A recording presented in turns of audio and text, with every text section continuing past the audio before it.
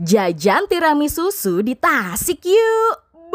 Rasanya tuh beneran ngenah guys. Tuangin crumble biar ada krenyes-krenyesnya pas digigit. Kriminya dapet, coklatnya juga dapet. Bikin nagih we, harganya 107.000 aja. Nggak usah bayar ongkos pergi ke Bandung.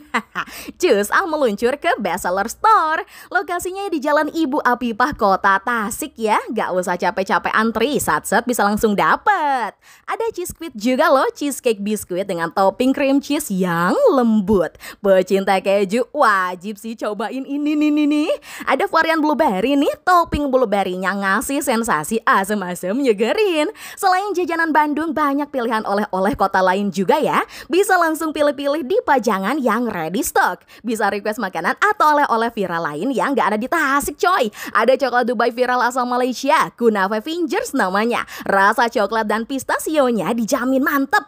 Ada bakso aci Ceimas dan pempek Nyonya Kamto. Ada durian pancake dan cuyusyus belah durennya juga nih. Ada cekomori pai khas Puncak Bogor. Ada ciomi cuangki khas Garut yang viral di kereta.